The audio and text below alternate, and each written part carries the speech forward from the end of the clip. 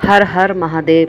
दोस्तों, जैसे आप सभी जानते हैं कि शिवलिंग पर जल चढ़ाना कितना शुभ माना जाता है, लेकिन जल चढ़ाने के बाद हम उनका आशीर्वाद लेना तो भूल ही जाते हैं। जो भी हम जल चढ़ाते हैं तो उसे पीने के क्या फ़ायदे हैं, क्या हमें वो जल पीना चाहिए शिवलिंग पर चढ़ाया हुआ? कहते हैं हिंदू शास्त्रों में कि जो शिवलिंग पर जल चढ़ाया जाता है, नीचे एक पात्र लगाकर उसे भरकर लेकर आएं और अपने घर नित्य पीना चाहिए। तो ये करने से आपके शारीरिक कष्टों का निवारण होता है, वास्तु दोष भी घर का ख़त्म होता है। तो आइए जानते हैं दोस्तों कि पीना चाहिए या नहीं पीना चाहिए। बहुत लोगों के मन में सवाल उठते हैं, बहुत तरह की शंका है उनके मन में कि क्या करना चाहिए। दोस्तों, कहते हैं शिवलिंग पर चढ़ाया जल पीना शुभ होता है। दोस्तों, प्लीज़ चैनल पर पहली बार आएँ तो लाइक करें, सब्सक्राइब करें और शेयर करें ताकि आगे की वीडियो की नोटिफिकेशन आप लोगों तक पहुँच सके। कहते हैं भोलेनाथ के भक्तों को सावन के महीने का बेसब्री से इंतजार रहता है और कहा जाता है कि सावन में भगवान विष्णु की पूजा करने से वह जल्दी प्रसन्न होते हैं।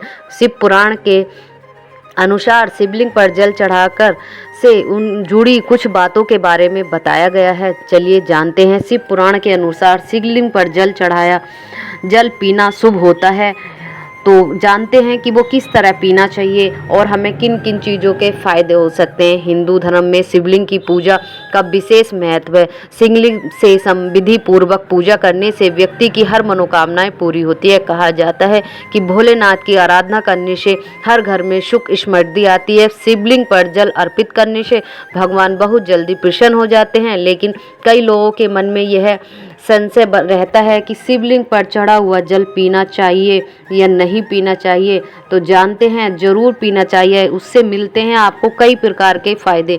शिव पुराण के 22वें अध्याय के 18 श्लोक में बताया गया है कि शिवलिंग पर चढ़ा हुआ जल पीना बहुत ही शुभ होता है। कहा जाता है कि इस पानी को पीने से सभी रोगों से मुक्ति मिलती है, साथ ही नकारात्मक ऊर्जा भी खत्म होती है। यह कभी भी कहा जाता है कि शिवलिंग पर चढ़ाया हुआ जल पीने से व्यक्ति का मन शांत रहता है और मानसिक तनाव दूर होता है। अगर आप छोटे बच्चों को भी नित्य अगर देते हैं, छोटा बेबी है तो उसे दूध की बोतल में भर के आप थोड़ा सा या गिलास में उसको पानी डालकर दे दें, तो नित्य पीने से वो शारीरिक मानसिक तरह से उसकी विवेक बुद्धि जो है बहुत विकसित होती है और वो मानसिक तनाव से नहीं जूझता है। आगे भी उसे बढ़ने में बहुत, आपके शरीर में कोई कष्ट है उसका भी निवारण होता है। वास्तु दोष आपके घर से हमेशा हमेशा के लिए खत्म होता है। कहते हैं शिवलिंग पर चढ़ाया हुआ जल पीने से हमें कई प्रकार की बीमारियों में भी लाभ प्रदान होता है।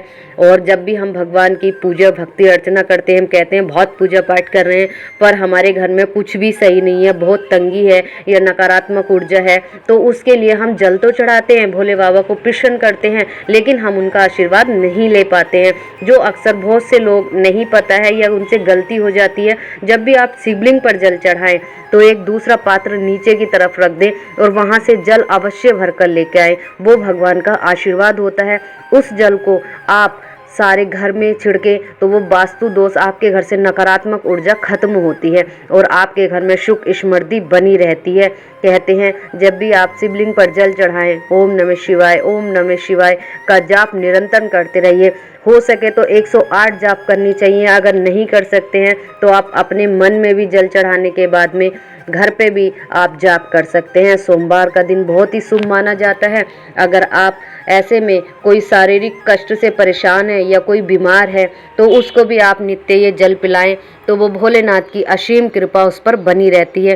कहते हैं शिवलिंग पर जल चढ़ने को पीने के नियम कैसे बनाने हैं। देखो, जब भी आप शिवलिंग का जल लेके आते हैं, एक या तो आप बोतल में करके रख लीजिए या किसी पात्र में ढक कर रख लीजिए। आप नित्य उसे दिन में 3 बार दवाई के रूप में भी ले सकते हैं। थोड़ा थोड़ा, आपको बहुत ज़्यादा नहीं लेना है, थोड़ा थोड़ा 3 समय आप उसको ले सकते हैं।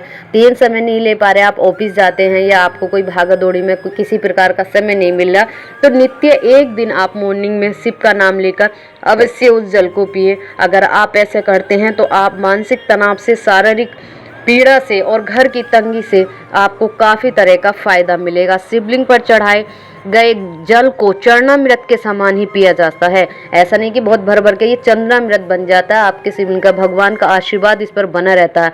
शिवलिंग पर चढ़े हुए जल को थोड़ा थोड़ा करके 3 बार पी सकते हैं। 3 बार मैंने आप ही को बताया था कि नहीं पी सकते हैं, तो एक बार आपको नित्य ही पीना है। अगर आप ऐसा 40 दिन तक करते हैं तो आपको काफ़ी फ़ायदा मिलेगा और आपको एहसास होगा कि क्या फ़ायदे हैं।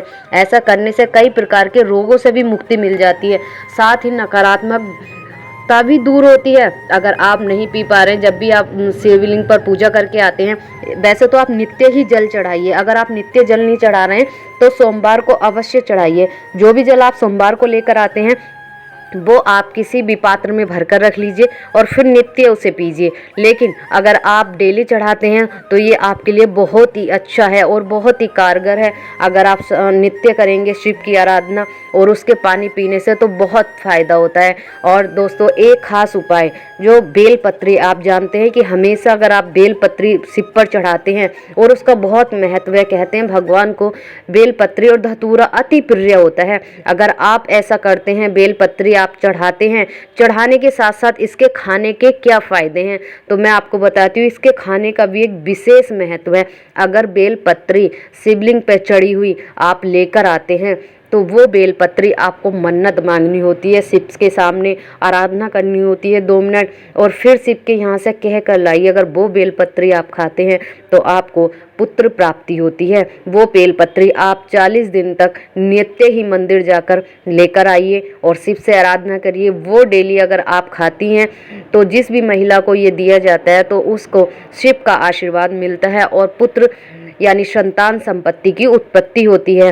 अगर जिनके घर में कहते हैं कोई भी दुख परेशानी चल रही है, कुछ लोग कह देते हैं नकारात्मक ऊर्जा का दोष है जो संतान उत्पत्ति नहीं होती है, तो अगर आप नित्य 40 दिन तक वो बेलपत्री शिव से आराधना करके खाती हैं तो आपके घर में संतान उत्पत्ति के 100 में से 100% चांसेस होते हैं। शिव का आशीर्वाद आपके पास होता है। तो दोस्तों, चैनल पर आए हो तो पहली बार लाइक करें, सब्सक्राइब करें। हर हर महादेव।